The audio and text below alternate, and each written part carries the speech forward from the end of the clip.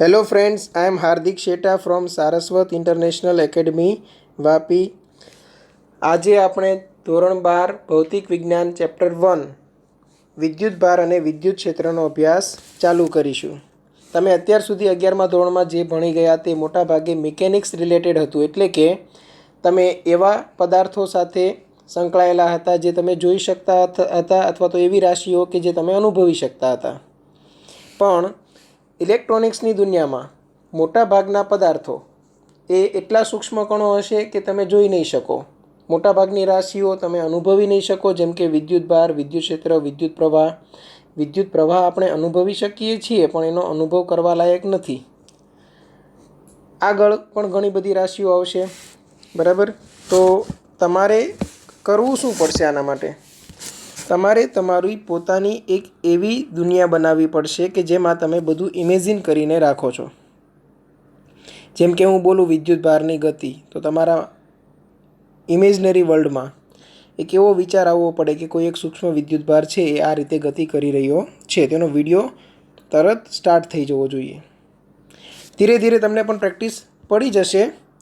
હવે આપણે પહેલા ટૉપિકની શરૂઆત કરીએ. પહેલો ટૉપિક છે વિદ્યુત ભાર. વિદ્યુત ભાર એટલે શું? તો યાદ રાખજો વિદ્યાર્થી મિત્રો, વિદ્યુત ભાર એ દ્રવ્યનો પોતાનો ગુણધર્મ છે. વિદ્યુત ભાર એ દ્રવ્યનો ગુણધર્મ છે. હવે વિદ્યુત ભારની આપણે વ્યાખ્યા 100% પરફેક્ટ ના આપી શકીએ, પણ એટલું બોલી શકાય કે વિદ્યુત ભાર એ દ્રવ્યનો એવો ગુણધર્મ છે કે જેના વડે આપેલ દ્રવ્ય વિદ્યુતીય અસર ઉત્પન્ન કરી શકે તથા અનુભવી શકે. જે દ્રવ્ય વિદ્યુતીય અસર ઉત્પન્ન કરી શકે છે અથવા તો અનુભવી શકે છે તે દ્રવ્ય પાસે વિદ્યુત ભાર છે તેમ કહી શકાય. જેમ કે તમે બોલો ને કે ગુરુત્વીય અસર ઉત્પન્ન કરવી અથવા તો અનુભવવી, તેના માટે જવાબદાર કોણ છે? તો દ્રવ્યમાં રહેલું દળ. એવી રીતે દ્રવ્યમાં જો વિદ્યુત ભાર હશે તો એ વિદ્યુતીય અસર ઉત્પન્ન કરશે અથવા તો અનુભવી શકશે. હવે એક સ્ટેટમેન્ટ પર ધ્યાન આપો. પ્રયોગો પરથી આપણે કહી શકીએ કે, હવે કેવા પ્રયોગો? અત્યારે તો તમે ખાલી 12માની શરૂઆત કરી રહ્યા છો અને હું ડાયરેક્ટ એમ કહું કે પ્રયોગો પરથી કહી શકીએ કે, તો તમે 8, 9, 10થમાં થોડું બહુ ઘણું આના વિશે શીખી ગયા છો. જેમ કે આપણે કાચના ટુકડાને રેશમ સાથે ઘસીએ, કાસ્કો છે તેનાથી વાળ સાથે ઘસીએ તો આપણે એમ કહેતા વિદ્યુત ભાર ઉત્પન્ન થાય છે, બરાબર. આવા બધા જે નોર્મલ પ્રયોગો છે તે અત્યારે તેની વિસ્તૃત ચર્ચા આપણે નહીં કરીએ, કેમ કે સમય આપણે એના માટે બગાડવા માગતા નથી. એ બધા તમને પ્રયોગો યાદ જ છે, છતાં પણ એક પ્રયોગ હું તમને અહીંયા બતાવી દઉં જે તમે પણ અનુભવ કદાચ કરેલો જ હશે. અહીંયા જે માણસ દેખાય છે એમનું નામ આપેલું છે અહીંયા જોન. તો જોનભાઈ છે એ એમના પગ એ નીચે જો આવી રીતે ઘસે છે, બરાબર. હવે આ ઘસવાથી શું થયું? તો જે ઇલેક્ટ્રોન હતા તેને આ ઉષ્મા વડે એક પ્રકારની ઉર્જા મળી અને તે આ જોનભાઈના શરીરમાં પ્રવેશ કરે છે. હવે એ ભાઈ આ દરવાજો ખોલવા માટે હાથ લંબાવે છે તો ભાઈને શોક લાગે છે. હવે આવું આપણી સાથે પણ ઘણી બધી વખત થયેલું હશે. જેમ કે કોઈ સપાટી છે તેને તમે ટચ કરો છો અને અચાનક નાનો એવો ઝટકો લાગે છે, બરાબર. તો અહીંયા શું થાય છે? તો અહીંયા વિદ્યુત ભારો છે એક સાથે તમારી બોડીમાંથી બીજી બોડીમાં ટ્રાન્સફર થાય છે. ઓકે, આવા ઘણા બધા પ્રયોગો પરથી આપણે 3 વાતો સમજી શક્યા. કઈ કઈ એ સમજી લઈએ. જેમ કે પહેલી વાત, સમાન વિદ્યુત ભારો વચ્ચે અપાકર્ષણ થાય છે. બીજી વાત, અસમાન વિદ્યુત ભારો વચ્ચે આકર્ષણ થાય છે. અને ત્રીજી વાત, સમાન મૂલ્યના પરંતુ અસમાન પ્રકૃતિ ધરાવતા વિદ્યુત ભારો ભેગા મળી એકબીજાની અસર નાબૂદ કરે છે. સમાન મૂલ્યના પરંતુ અસમાન પ્રકૃતિ ધરાવતા વિદ્યુત ભારો ભેગા મળી એકબીજાની અસર નાબૂદ કરશે. હવે આ 3 વસ્તુની ખબર કઈ રીતે પડી? તો તેના માટે એક આપણે નાનકડો એવો પ્રયોગ છે એ સમજી લઈએ, જેની ચર્ચા આપણે ઓલરેડી કરેલી જ છે.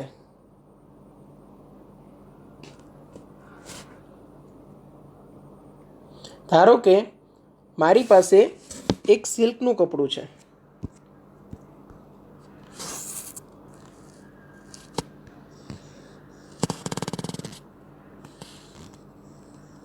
બરાબર, અને મારી પાસે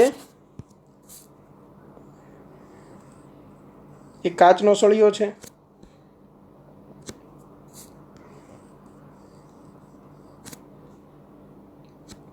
ઓકે। હવે આ બંનેને હું ધારો કે ઘસું છું, થોડી વાર માટે ઘસીને અલગ કરું છું, તો શું જોવા મળે છે? તો કાચનો સળિયો છે એ એક પ્રકારના વિદ્યુતભારથી વિદ્યુતભારિત થાય છે, અને રેશમનું કપડું છે એ એનાથી અલગ પ્રકારના વિદ્યુતભાર વડે વિદ્યુતભારિત થાય છે।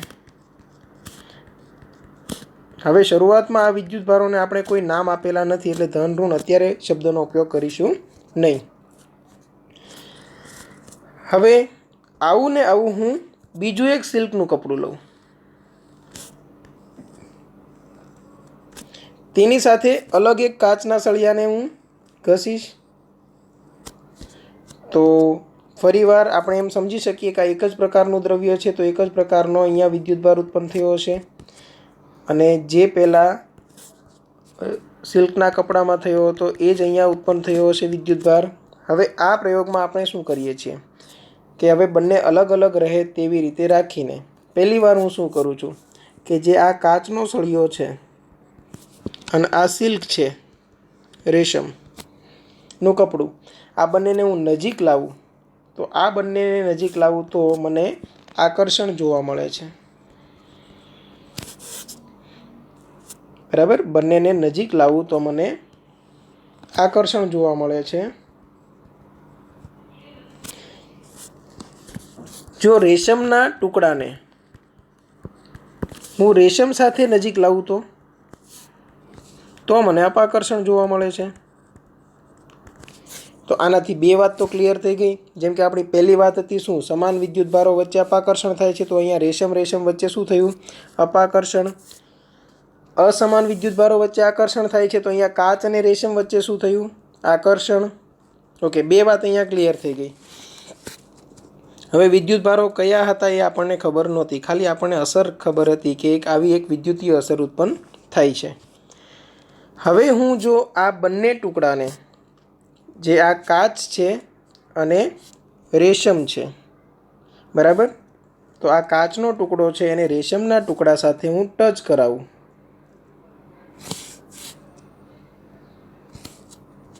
તો શું થશે? તો આ બંને હવે પોતપોતાની જે વિદ્યુતીય અસર હતી તે ગુમાવી બેસે છે, એટલે કે અહીંયા કાચ પાસે કોઈ વિદ્યુતભાર કે કોઈ વિદ્યુતીય અસર આપણને અનુભવાતી નથી।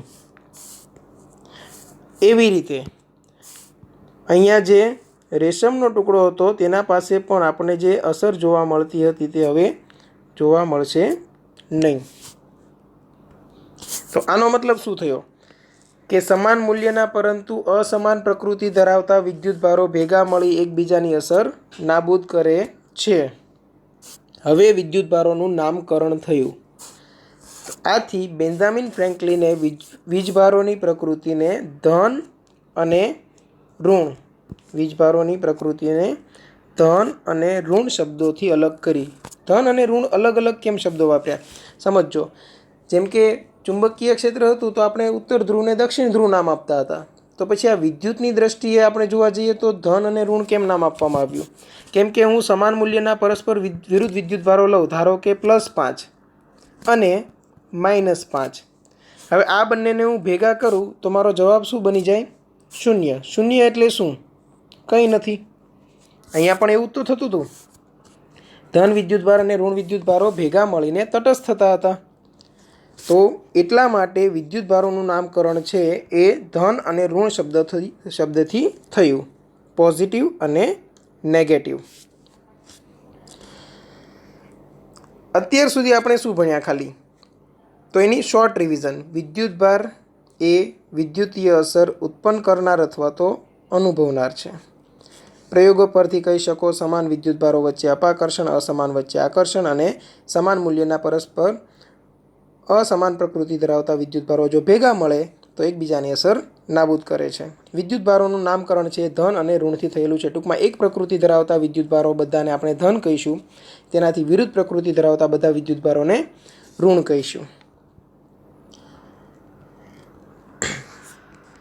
ઓકે, હવે આપણી પાસે એક ટ્રિબોનાકી સિરીઝ છે, triboelectric series. Triboelectric સિરીઝમાં જો એમ્બર છે, wood, cotton, human skin, silk, wool અને ગ્લાસ. તો આમાં ઇલેક્ટ્રોન પર આકર્ષણ કોણ વધારે ધરાવે છે?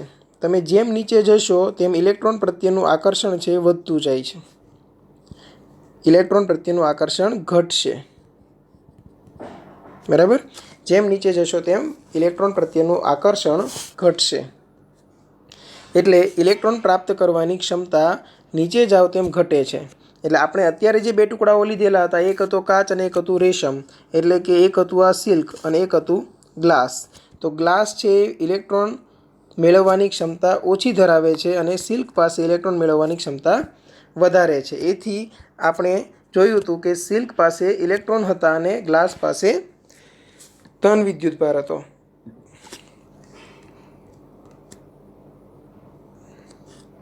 હવે ગ્લાસ પાસે ધન વિદ્યુતભાર ઉત્પન્ન થયો તેનો મતલબ શું સમજીશું? તો ગ્લાસ પાસેના જે ઇલેક્ટ્રોન હતા તે ટ્રાન્સફર થઈ ગયા સિલ્કના કપડામાં.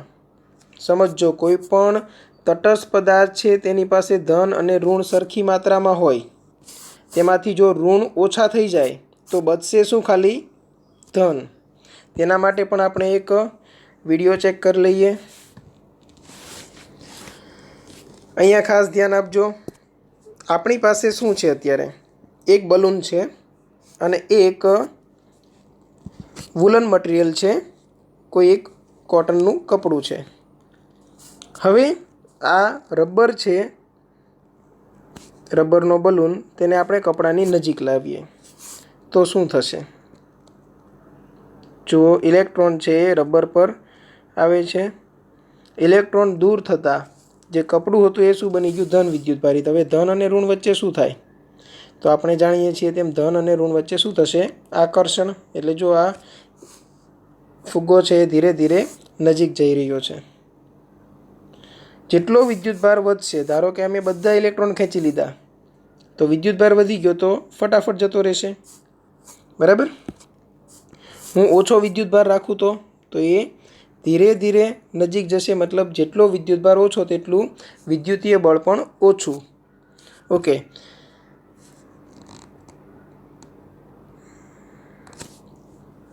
અત્યારે જુઓ તો બંને પર આપણે એમ કહીશું કે કોઈ પણ પ્રકારનો વિદ્યુતભાર નથી. વિદ્યુતભાર નથી એનો મતલબ એમ નથી સમજવાનું કે ત્યાં વિદ્યુતભાર એકદમ જ શૂન્ય છે, પરંતુ ત્યાં ધન અને ઋણ વિદ્યુતભારોની સંખ્યા સમાન હોવાથી તેઓ તટસ્થ છે.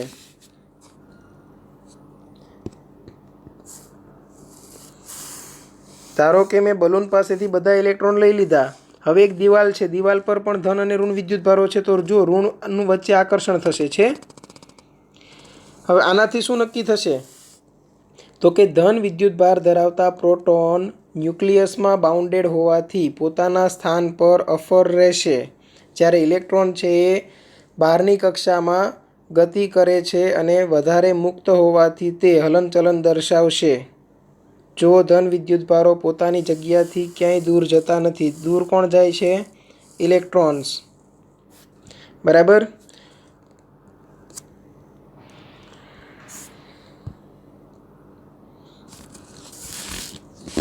હવે એક વાત નોટ કરો. દ્રવ્ય પર રહેલ વિદ્યુતભારની પરખ ઇલેક્ટ્રોસ્કોપ નામના સાધન વડે થઈ શકે છે. ઇલેક્ટ્રોસ્કોપ કઈ રીતે કાર્ય કરે છે તેની ચર્ચા આપણે અત્યારે કરીશું નહીં. ટેક્સ્ટ બુકમાં ઇલેક્ટ્રોસ્કોપ નામનો એક ટૉપિક થોડો આપેલો છે, તમે રીડ કરશો તો પણ તમને આવડી જશે. અને જો કોઈ ડાઉટ હોય તો સંપર્ક કરી શકો છો. પરમાણુમાં રહેલા વિદ્યુતભારિત કણો. હવે અહીંયાથી તમારા એક્ઝામ રિલેટેડ ટોપિક્સ સ્ટાર્ટ થાય છે. અત્યાર સુધી ખાલી તમે વિદ્યુતભારના અમુક ગુણધર્મો સમજ્યા છો. હવે જે ટોપિક સ્ટાર્ટ થાય છે અહીંથી બધા એક્ઝામ રિલેટેડ છે, એટલે ખાસ ધ્યાન આપજો. પરમાણુમાં રહેલા વિદ્યુતભારિત કણો કયા કયા? તો આપણે તેને નામ આપી દઈએ. તમે જાણો જ છો તેમ પ્રોટોન, ન્યુટ્રોન અને ઇલેક્ટ્રોન. તેમની પાસે રહેલા વિદ્યુતભારની ચર્ચા કરી લઈએ. તો પ્રોટોન પાસેનો વિદ્યુતભાર છે એ પોઝિટિવ છે, ધન વિદ્યુતભાર.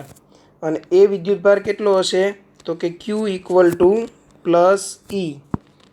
ન્યુટ્રોન પાસેનો વિદ્યુતભાર 0 અને ઇલેક્ટ્રોન પાસેનો -E. આનાથી શું સાબિત થાય? કે પ્રોટોન પાસે જેટલા મૂલ્યનો વિદ્યુતભાર છે તેટલા જ મૂલ્યનો વિદ્યુતભાર ઇલેક્ટ્રોન પાસે પણ છે, ખાલી પ્રકૃતિઓ વિરુદ્ધ છે. હવે અહીંયા E શું છે? E ફોર ઇલેક્ટ્રોન નથી. ઈનો મતલબ થશે કોઈ એક મૂળભૂત વિદ્યુતભાર કે જેનું મૂલ્ય E = 1.6 × 10⁻⁻19 કુલમ થશે. એટલે આ એક મૂળભૂત વિદ્યુતભાર છે, તેનો એક અચળાંક છે. એટલે ઈનું મૂલ્ય થશે 1.6 × 10⁻⁻19 કુલમ. પ્રોટોન અને ન્યુટ્રોન પરમાણુના કેન્દ્રમાં હોવાથી તેમને સંયુક્ત રીતે કહેવામાં આવે છે ન્યુક્લિયોન્સ. ઓકે, વિદ્યુતભારિત કણોની ચર્ચા થઈ ગઈ. હવે તમારે કયા પ્રકારના કણ માટે કેટલો વિદ્યુતભાર લેવાનો છે તેની ચર્ચા કરીએ. ધારો કે હું એમ કહું કે મારી પાસે હિલિયમ છે 2He4, તો તેની પાસે 2 પ્રોટોન છે, 2 ઇલેક્ટ્રોન છે અને ન્યુટ્રોનની સંખ્યા પણ 2 જ છે. પણ અત્યારે ન્યુટ્રોન આપણે ધ્યાનમાં લઈશું નહીં, કારણ કે તેની પાસે કોઈ વિદ્યુતભાર નથી. પ્રોટોનનો વિદ્યુતભાર થશે +2E, ઇલેક્ટ્રોનનો થશે -2E. કુલ વિદ્યુતભાર થશે 0. હું એમ કહું એલ્યુમિનિયમ પરમાણુ, તો એલ્યુમિનિયમ પરમાણુ પાસે પણ 13 પ્રોટોન 13 ઇલેક્ટ્રોન છે, મતલબ +13E -13E. કુલ વિદ્યુતભાર કેટલો થયો? 0. પણ એલ્યુમિનિયમ પરમાણુની જગ્યાએ એલ્યુમિનિયમ આયન હોત તો? હવે એલ્યુમિનિયમ આયન આપણને ખબર છે કે એલ્યુમિનિયમનો પરમાણુ ક્રમાંક 13 છે, એટલે ઇલેક્ટ્રોન રચના થશે 2 8 3. 3 ઇલેક્ટ્રોન ગુમાવીને ધન વિદ્યુતભારિત થાય છે. હવે Al+3 આપણે શા માટે લખીએ છીએ? કેમ કે 13 પ્રોટોન હતા અને 13 ઇલેક્ટ્રોન, તેમાંથી 3 ગુમાવ્યા, કેટલા બચ્યા? 10. તો અહીંયા શું થશે? -10E. એટલે કુલ વિદ્યુતભાર તમને મળશે +3E. આ રીતે Al+3 લખીએ છીએ આપણે. ઓકે, આ થઈ ગઈ વાત આયન અને પરમાણુની. હવે આટલી વસ્તુ આપણે રિમૂવ કરીએ. હવે ધારો કે તમને કહેવામાં આવે આલ્ફા કણ. મોટા ભાગે જે કણો વધારે યુઝ થાય છે તેની આપણે ચર્ચા કરીએ. તો આલ્ફા કણ છે એ શું છે? હિલિયમના ન્યુક્લિયસ છે. ન્યુક્લિયસ ખાલી હોય, પરમાણુનું કેન્દ્ર જ ખાલી હોય તો ઇલેક્ટ્રોન હશે નહીં. મતલબ આલ્ફા કણ પાસે છે શું? તો 2 પ્રોટોન છે, 2 ન્યુટ્રોન છે, ઇલેક્ટ્રોન નથી. ન્યુટ્રોનનો તો કોઈ વિદ્યુતભાર છે નહીં, એટલે 2 પ્રોટોનનો વિદ્યુતભાર કેટલો થશે? +2E. બરાબર. આના પછી વધારે યુઝ થાય છે ડ્યુટેરોન. ડ્યુટેરોન એટલે શું? તમને હાઇડ્રોજનના સમસ્થાનિક ખબર છે, પ્રોટિયમ, ડ્યુટેરિયમ, ટ્રિટિયમ. તો આ 3 છે, 1H1 1H2 1H3. ડ્યુટેરિયમ હોત તો એ પરમાણુ છે, પણ ડ્યુટેરોન છે તો એ પરમાણુનું ન્યુક્લિયસ છે. એટલે આમાં પણ 1 પ્રોટોન છે, 1 ન્યુટ્રોન છે, પણ ઇલેક્ટ્રોન નથી.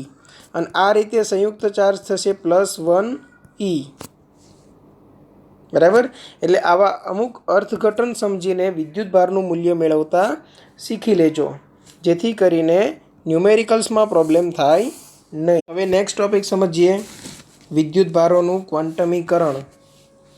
વિદ્યુતભારોનું ક્વોન્ટમીકરણ. હવે ક્વોન્ટમીકરણ શબ્દ સમજવા માટે એક નાના શબ્દથી શરૂઆત કરીએ, ક્વોન્ટમ. ચલો, ક્વોન્ટમ એટલે શું?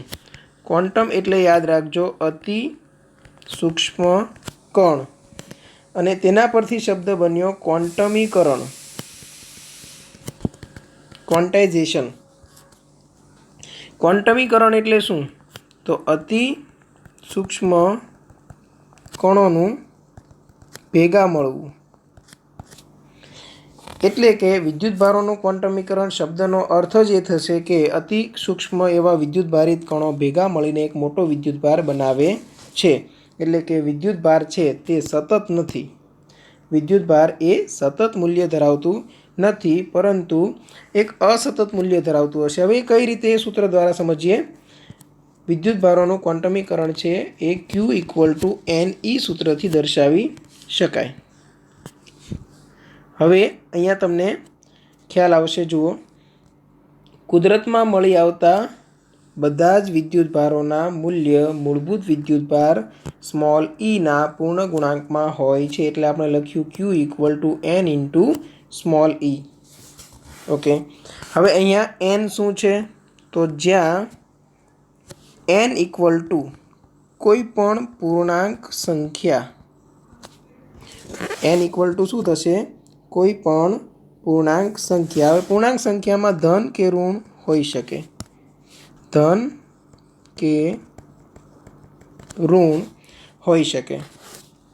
જેમ કે હું બોલું કે n નું મૂલ્ય +1 +2 +5 -2 -6 ગમે તે હોઈ શકે. પણ n નું મૂલ્ય 1.3 -2.3 -1.5 -8.3 ના હોઈ શકે. ઓકે, તો આ વાત ખાસ યાદ રાખજો. હવે આગળ વધીએ.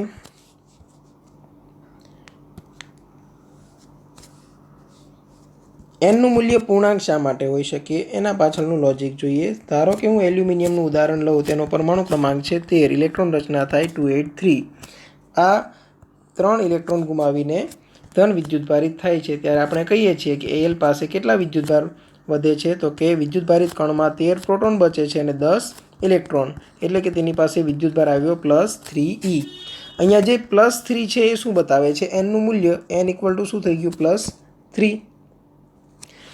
એ તો અહીંયા 3 ઇલેક્ટ્રોન દૂર થાય છે. એટલે શું હું બોલી શકું કે 2.5 ઇલેક્ટ્રોન દૂર થાય અથવા તો અડધો ઇલેક્ટ્રોન દૂર થાય? આવું શક્ય નથી. આપણને હજુ સુધી પ્રોટોન, ન્યુટ્રોન કે ઇલેક્ટ્રોનનું આખું અસ્તિત્વ મળેલું છે. ઇલેક્ટ્રોન અડધો પોસિબલ નથી. એટલે કે ઇલેક્ટ્રોનના 2 ટુકડા કરો અને એ સ્વતંત્ર અસ્તિત્વ ધરાવે તેવું પોસિબલ થતું નથી. એટલા માટે હંમેશા તમને nનું મૂલ્ય પૂર્ણાંક સંખ્યા મળશે. હવે આનાથી ક્વોન્ટમીકરણ કઈ રીતે સાબિત થાય? તો કે તમારો વિદ્યુતભાર છે +1e બની શકે, +2e બની શકે, પણ વચ્ચેના મૂલ્ય જેમ કે હું બોલું 1.5e, 1.8e, 1.9e આવા કોઈ પણ વચ્ચેના મૂલ્ય શક્ય નથી. એટલે કે વિદ્યુતભાર છે તેના મૂલ્ય સતત નથી પણ અસતત છે. +1e પછી સીધું શું આવે? +2e. વચ્ચેના કોઈ મૂલ્ય પોસિબલ નથી. એટલે વિદ્યુતભાર છે એ ક્વોન્ટમીકરણના સિદ્ધાંતથી જનરેટ થાય છે. હવે આગળ થોડા વધારે ડિટેલમાં જઈએ. પ્રોટોન અને ન્યુટ્રોન. પ્રોટોન અને ન્યુટ્રોન વધુ મૂળભૂત એવા ક્વાર્ક્સના બનેલા છે. વધુ મૂળભૂત એવા ક્વાર્ક્સના બનેલા છે. હવે એ શબ્દ ક્વાર્ક્સ શું છે?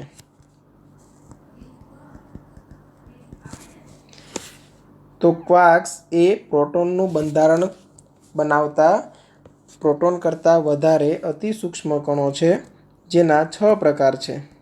એ 6 પ્રકાર આપણે જોઈ લઈએ. ક્વાર્ક્સના પ્રકાર છે અપ, ડાઉન, ટોપ, બોટમ, ચાર્મ, સ્ટ્રેન્જ.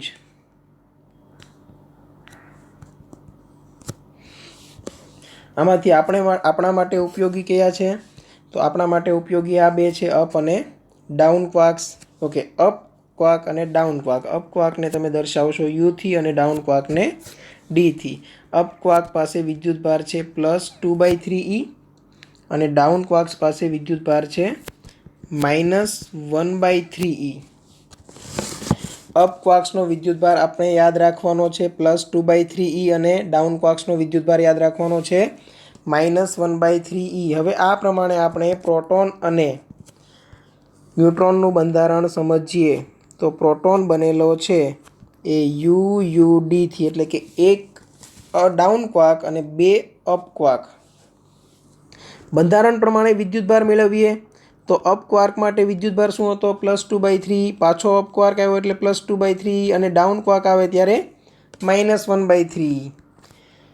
હવે આનું સોલ્યુશન કરો તો તમને આન્સર મળશે +1e, એટલે પ્રોટોનનો વિદ્યુતભાર છે એ +e છે. હવે સેમ આપણે ન્યુટ્રોન માટે જોઈએ તો ન્યુટ્રોનનું બંધારણ છે UDD, એટલે કે એક અપ ક્વાર્ક અને 2 ડાઉન ક્વાર્કથી બનેલું છે. આ પ્રમાણે વિદ્યુતભાર જોઈએ તો +2/3e, -1/3e, -1/3e. સોલ્વ કરશો તો આન્સર મળશે 0, એટલે કે ન્યુટ્રોન પાસે કોઈ પણ પ્રકારનો વિદ્યુતભાર નથી. પ્રોટોન અને ન્યુટ્રોન એ ક્વાર્ક્સના બની ગયા છે એ તો ખબર છે. ચલો હવે ક્વેશ્ચન એ થશે કે અપ ક્વાર્ક્સ પાસે તમે બોલતા હો કે +2/3e ચાર્જ છે અને ડાઉન ક્વાર્ક પાસે -1/3e ચાર્જ છે, અને એક તરફ આપણે એ બોલતા હતા કે Q = N × E માં E સાથે જે સહગુણક છે તે Nનું મૂલ્ય હંમેશા કેવું હોવું જોઈએ? પૂર્ણાંક. અહીંયા E સાથે જે સહગુણક છે એ તો અપૂર્ણાંક સંખ્યા છે, 2/3 એ અપૂર્ણાંક સંખ્યા છે. તો પછી એક નજરે જોતાં એવું લાગશે કે વિદ્યુતભારોનું ક્વોન્ટમીકરણ છે એ બધી જગ્યાએ સાચું નથી. પરંતુ એક વાત નોટિસ કરવા લાયક છે કે અપ ક્વાર્ક્સ હોય કે ડાઉન ક્વાર્ક્સ હોય, આ બંનેનું એકલા અસ્તિત્વ આપણને મળેલું નથી.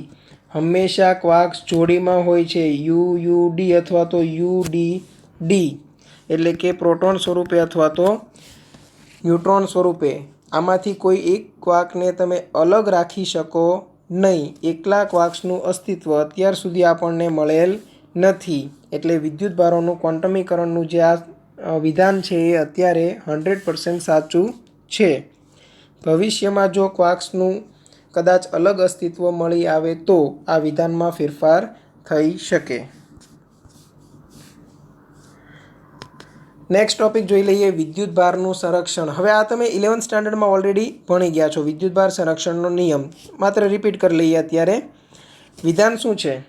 વિદ્યુતની દ્રષ્ટિએ અલગ કરેલા તંત્રમાં થતી કોઈપણ પ્રક્રિયામાં વિદ્યુતભારોનો બેઝિક સરવાળો અચળ રહે છે. અહીં વિદ્યુતની દ્રષ્ટિએ અલગ કરેલું તંત્ર એટલે એવું તંત્ર જેમાં વિદ્યુતભાર બહારથી અંદર પ્રવેશી શકતો નથી કે અંદરથી બહાર જઈ શકતો નથી. અને બેઝિક સરવાળો એટલા માટે કહેવામાં આવ્યું કે તમારે પ્રકૃતિ સાથે સરવાળો કરવાનો છે. એટલે કે ધારો કે કોઈ એક પ્રક્રિયામાં એક પ્રોટોન અને એક ઇલેક્ટ્રોન જનરેટ થયો તો તમારે સરવાળો આવી રીતે કરવાનો છે. પ્રોટોનનો વિદ્યુતભાર +E, ઇલેક્ટ્રોનનો -E, અને આ બંનેને તમે સરવાળામાં લેશો એટલે કુલ આન્સર આવશે 0. મતલબ કે અત્યારે કોઈ વિદ્યુતભાર ઉત્પન્ન પણ નથી થયો કે કોઈ વિદ્યુતભારનો નાશ પણ નથી થયો. એટલે કે ધન ઋણ સંજ્ઞા સાથે તમારે સરવાળો કરવાનો રહેશે. તો વિદ્યુતની દ્રષ્ટિએ અલગ કરેલું તંત્રમાં કોઈ પણ પ્રક્રિયા થાય, વિદ્યુતભારોનો બેઝિક સરવાળો હંમેશા અચળ રહે છે. એટલે કે પ્રારંભમાં જેટલો વિદ્યુતભાર હતો તેટલો જ અંતમાં મળશે. હવે આગળનો ટોપિક જોઈએ, વિદ્યુતભારના એકમો. વિદ્યુતભારના એકમોમાં આપણે સૌથી પહેલાં જોઈએ SI એકમ. ચલો, વિદ્યુતભારનો SI એકમ છે એ હમણાં આપણે વાતમાં 2 વખત આવી ગયો, એના મૂલ્યમાં કુલમ. ઓકે, વિદ્યુતભારનો SI એકમ છે કુલમ. સાયન્ટિસ્ટનું નામ હોવાથી તમે C કેપિટલ કરશો. કુલમને તમારે બીજી રીતે લખવું હોય તો એમ્પિયર × સેકન્ડ કહી શકો. કેમ કે તમે 10મા ધોરણમાં સૂત્ર ભણી ગયા I = Q/T. તો Q બરાબર શું થઈ જશે? I × T. I શું હતું? વિદ્યુત પ્રવાહ, અને T સમય. વિદ્યુત પ્રવાહનો SI એકમ છે એમ્પિયર અને સમયનો સેકન્ડ. એટલે કુલમ બનેલો છે એમ્પિયર × સેકન્ડથી. આ એક પહેલો એકમ થઈ ગયો. હવે બીજો જોઈએ CGS એકમ. CGS પદ્ધતિમાં વિદ્યુતભારનો જે SI એકમ છે, વિદ્યુતભારનો જે એકમ છે તે ESU. અથવા તો તમે કહી શકશો SC. હવે ESU એટલે શું? Electrostatic unit. અને SC તમે આ જ યુનિટને શોર્ટમાં બોલો છો સ્ટેટ કુલમ.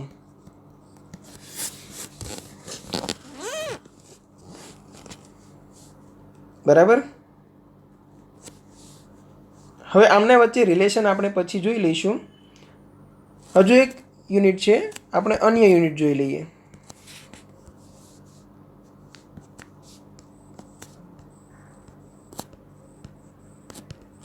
અન્ય યુનિટ છે ફેરાડે, જે માત્ર ઇલેક્ટ્રોકેમિસ્ટ્રીમાં યુઝ થશે, વિદ્યુત રસાયણના ટોપિક હશે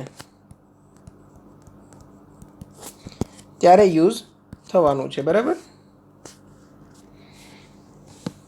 હવે આ એકમો વચ્ચે સંબંધ શું છે તે સમજી લઈએ.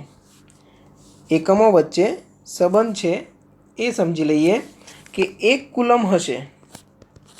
1 કુલમ ઇક્વલ ટુ તમે લખી શકશો 3 × 10⁹ ESU અથવા તો સ્ટેટ કુલમ. અને 1 ફેરાડે 1 ફેરાડે વિદ્યુતભાર એટલે શું? 1 મોલ ઇલેક્ટ્રોનનો કુલ વિદ્યુતભાર.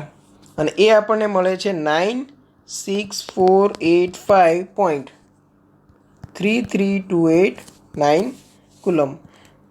વિદ્યુત રસાયણમાં ઉપયોગમાં લેવામાં આવે છે, એટલે મોટા ભાગે તમે આ જે એકમ છે એનો ઉપયોગ કરશો કેમિસ્ટ્રીમાં. ફિઝિક્સમાં આ એકમનો ઉપયોગ ખૂબ જ મર્યાદિત છે.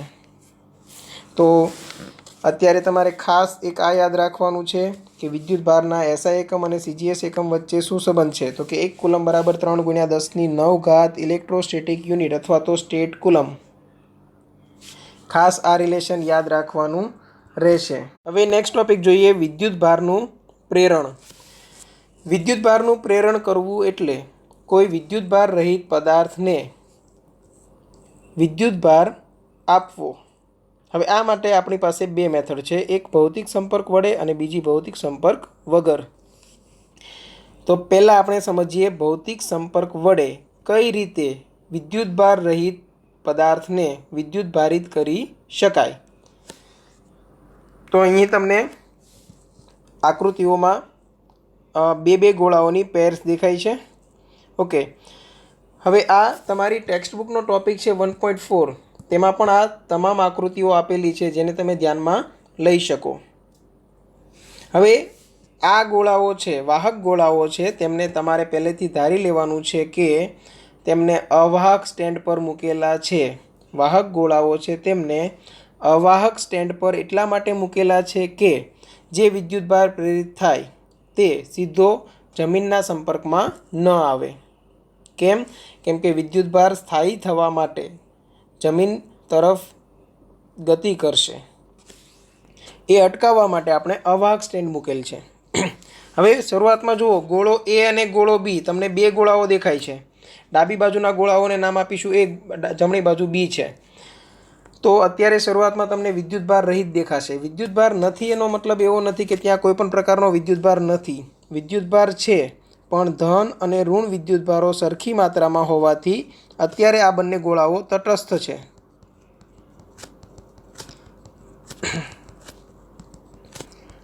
હવે જો આમાંથી હું વિદ્યુતભાર દૂર કરું, ધારો કે હું ઋણ વિદ્યુતભાર દૂર કરું, તો આ ગોળાનો ભાગ બનશે ધન વિદ્યુતભારિત, અને ધન વિદ્યુતભાર દૂર કરું તો ગોળાનો ભાગ બનશે ઋણ વિદ્યુતભારિત. અથવા તો બહારથી નવા ઇલેક્ટ્રોન લાવું, વધારાના ઇલેક્ટ્રોન 4-5 લઈ આવું આવી રીતે, તો પણ આ ગોળો બની જશે ઋણ વીજભારિત.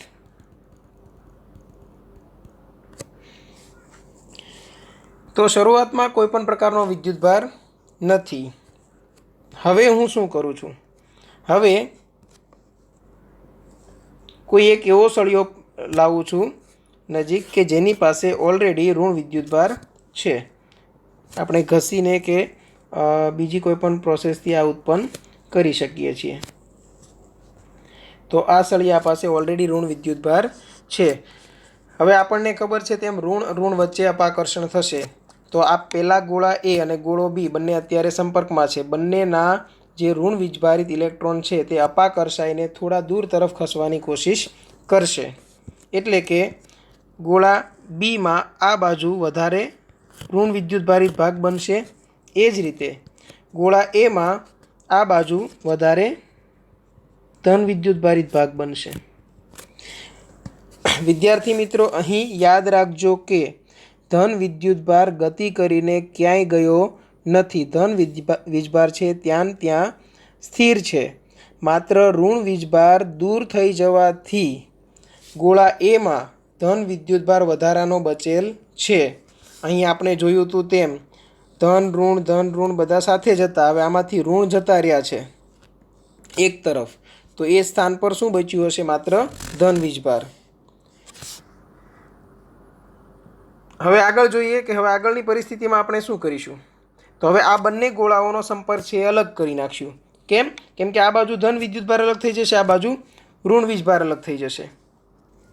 એટલે સળિયો હતો એ હજુ ત્યાં જ છે. આ જે સળિયો હતો એ હજુ પણ ત્યાં જ છે.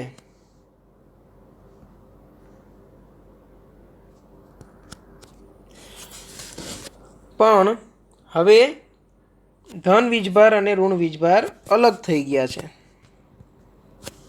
ધન વીજભાર અને ઋણ વીજભાર અલગ થઈ ગયા છે. એટલે આ બાજુ ધન વીજભાર અને આ બાજુ ઋણ વીજભાર. હવે જો ધન અને ઋણ વીજભાર વચ્ચે કોઈ ભૌતિક સંપર્ક આપણે રહેવા દીધો નથી, કેમ કે બંને ગોળાને અલગ કરી દીધા છે. નેક્સ્ટ સ્ટેપમાં આપણે શું કરીશું? હવે ધીરે ધીરે આ જે સળિયો છે તેને પણ આપણે દૂર કરીશું.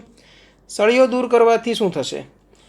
સળિયો દૂર કરીશું એટલે આ ધન અને આ ઋણ વચ્ચે પાછું આકર્ષણ થશે. એટલે ધન વીજભાર છે આ તરફ જમા થશે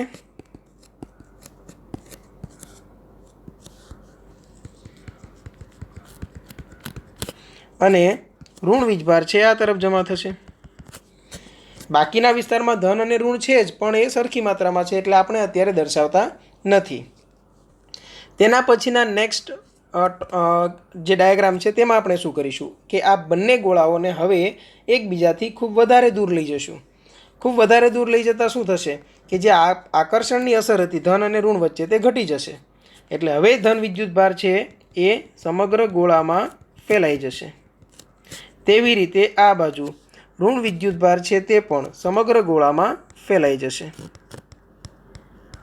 આ રીતે આપણે બંને ગોળાઓને વીજભારિત કર્યા. હવે ભૌતિક સંપર્ક વગર આપણે કઈ રીતે ગોળાને વિદ્યુતભારિત કરી શકીએ તે સમજીએ. તેના માટે આપણે એક ગોળો ધ્યાનમાં લીધેલો છે જે વાહક ગોળો છે. આ ગોળો પણ અવાહક સ્ટેન્ડ પર મૂકેલ છે તેમ ધારો. તમારી ટેક્સ્ટ બુકનું એક્ઝામ્પલ 1.1 છે એટલે ત્યાંની આકૃતિઓ પણ સાથે તમે ટેલી કરી શકો. બરાબર? તો શરૂઆતમાં જો આકૃતિ એમાં દર્શાવ્યા પ્રમાણે ગોળો છે એ વીજભાર વિહીન છે, એટલે કે ત્યાં ધન વિદ્યુતભાર અને ઋણ વિદ્યુતભારિત કણોની સંખ્યા સમાન છે. હવે આગળ જોઈએ કે આ ગોળાને મારે જો વીજભારિત કરવો હોય તો જે આપણે પહેલો સળિયો હતો તેને પાછો બોલાવીએ.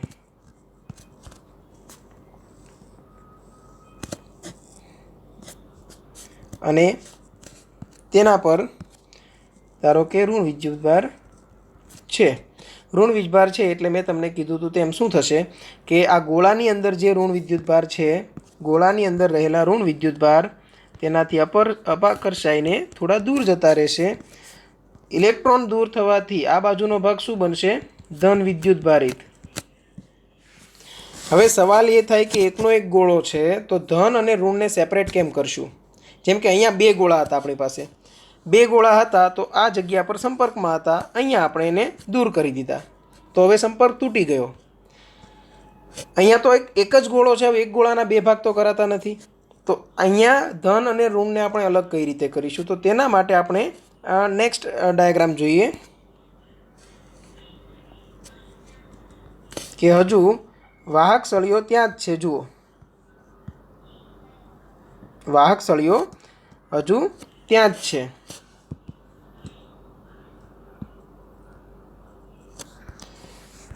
હવે ધન વિદ્યુતભાર અહીંયા હતો જ,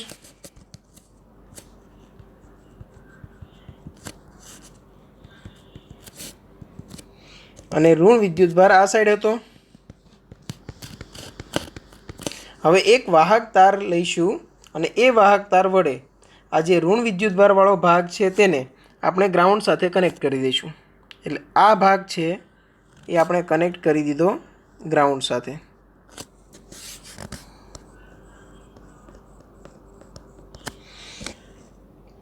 હવે તમે આગળ ભણશો ચેપ્ટર 2માં. અત્યારે તમને ખાલી કહી દઉં કે ગ્રાઉન્ડ છે એ ઇલેક્ટ્રોન માટે અસંખ્ય ઇલેક્ટ્રોન સમાઈ શકે એવો એક સ્ત્રોત છે. એટલે આ બધા ઇલેક્ટ્રોન છે એ સ્થાયી થવા માટે કઈ તરફ ગતિ કરશે? ગ્રાઉન્ડ તરફ. એટલે બધા ઇલેક્ટ્રોનની ગતિ આ રસ્તા પર હશે. ઇલેક્ટ્રોન બધા ગ્રાઉન્ડ થઈ ગયા. તો હવે આપણે જોઈશું તેમ તમારી પાસે શું બચશે? તો કે હવે ઓનલી ધન વિદ્યુતભારિત ભાગ છે એ અહીંયા રહેશે. ધન વિદ્યુતભારિત કણ તમને અહીંયા જોવા મળશે. ઋણ વિદ્યુતભારિત કણો હતા તે ગ્રાઉન્ડ થઈ ગયા. હવે આકૃતિ ડીમાં દર્શાવ્યા પ્રમાણે હજુ પણ સળિયો ત્યાં છે એટલે ધન વિદ્યુતભાર છે તેની નજીક રહેશે. જેવો હું આ સળિયાને દૂર કરીશ કે ધન વિદ્યુતભાર છે એ સમગ્ર ગોળાની સપાટી પર ફેલાઈ જશે. આમ આપણે આ ગોળાને વિદ્યુતભારિત કર્યો કોઈપણ પ્રકારના ભૌતિક સંપર્ક વગર. જો પહેલેથી આ સળિયા અને ગોળા વચ્ચે કોઈપણ પ્રકારનું કનેક્શન સીધું નથી, આપણે ખાલી સળિયાને નજીક લાવેલ છે, વધારાનો વિદ્યુતભાર ગ્રાઉન્ડ કરી દીધો, પાછો સળિયાને આપણે દૂર કરી દીધો. તો આ રીતે વિદ્યુતભારનું પ્રેરણ થઈ શકે. કોન્ટેક્ટથી પણ કરી શકાય અને કોન્ટેક્ટ વગર પણ કરી શકાય. આજના સેશનમાં આપણે પહેલેથી જોઈએ તો થોડોક વિદ્યુતભાર વિશે બેઝિક ખ્યાલ મેળવ્યો. વિદ્યુતભાર છે તેની વર્તણૂક જોઈ, વિદ્યુતભારિત કણો જોયા જેમ કે પ્રોટોન, ન્યુટ્રોન, ઇલેક્ટ્રોન, પછી આલ્ફા કણ, ડ્યુટેરોન, આ બધા. હજુ પણ ઘણા બધા કણો છે જેની ચર્ચા ધીરે ધીરે જેમ જેમ દાખલાઓ ભણીશું તેમ થતી રહેશે. પછી વિદ્યુતભારોનું ક્વોન્ટમીકરણનો સિદ્ધાંત, ક્વાર્ક્સ શું છે, પ્રોટોન અને ન્યુટ્રોન કયા પ્રકારના ક્વાર્ક્સથી બનેલા છે અને કેવી રીતે બનેલા છે. તેના પછી વિદ્યુતભારનું સંરક્ષણ, વિદ્યુતભારના એકમો અને એ એકમો વચ્ચેનો સંબંધ. ત્યાર પછી આપણે એક મોટો ટોપિક લીધો વિદ્યુતભારનું પ્રેરણ. તેના માટે બે મેથડ આપણે જોઈ, ભૌતિક સંપર્ક વડે અને એ બીજી મેથડ હતી તે ભૌતિક સંપર્ક વગર. ઓકે, હવે પછીના સેશનમાં આપણે કુલમના નિયમથી શરૂઆત કરીશું. બરાબર? Okay, thank you.